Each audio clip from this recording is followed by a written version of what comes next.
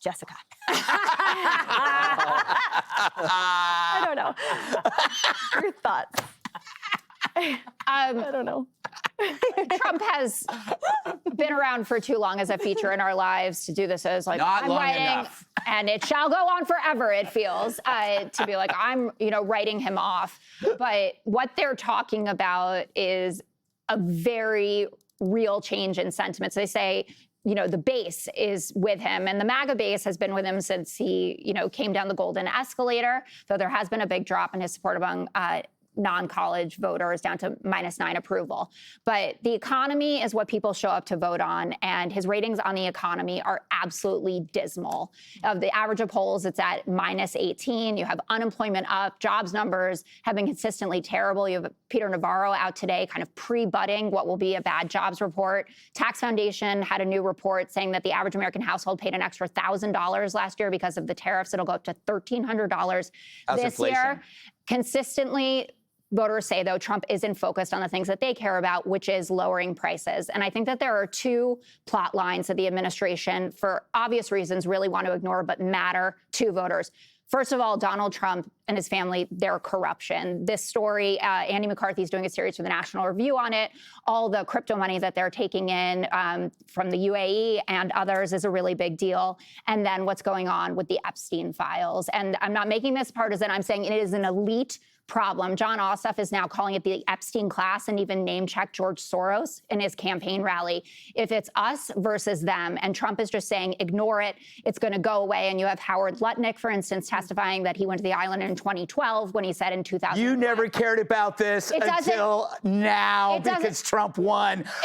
This is just like immigration. You didn't care about all the illegals until Trump won, and now you care about Epstein. Well, Trump's fine under Epstein. I was obviously very careful to say that. I am not accusing the president of doing anything. I'm saying that he has an Epstein files problem, and he knows it. No one has a problem more than the Clintons. Who cares? Don't elect Bill Clinton. You brought it up. I don't care. You brought it up. Don't vote for Bill Clinton. Bill, if you're going to run, don't do it. You brought it up. By the way, you mentioned the economy. Yeah. Inflation is great. It's the only reason why look at everything Trump's gone after: immigration, the economy, foreign policy, all huge wins. But it's 2 against 1.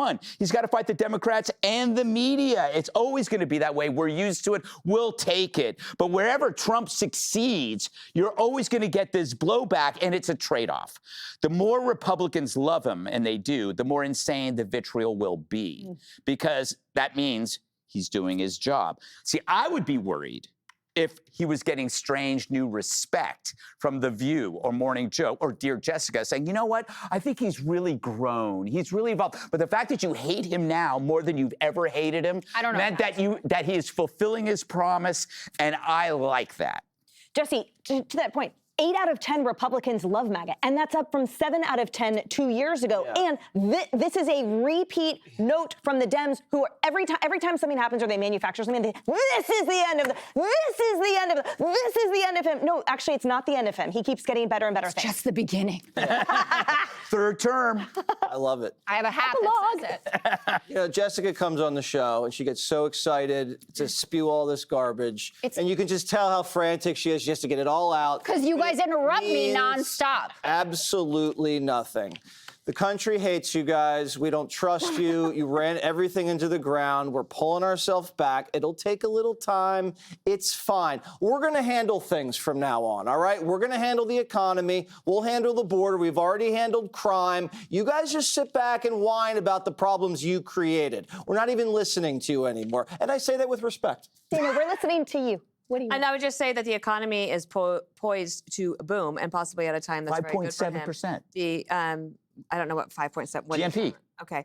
Well, we'll see. GDP. I don't know. But the Dow Jones is closing at 50. People look at their 401ks. They feel pretty good. The tax bills are going to be less, and the tax returns are going to be better, and and the gas prices are way down. So all of those things could really help. But there are headwinds, and Republicans have shown a willingness, and independents in particular, to take a flyer on President Trump in the midterms. That could happen again, but everybody's starting out at this point with Republicans in a better position than they thought they were going to be because of the economy. Click here to subscribe to the Fox News YouTube page to catch our hottest interviews and most compelling analysis.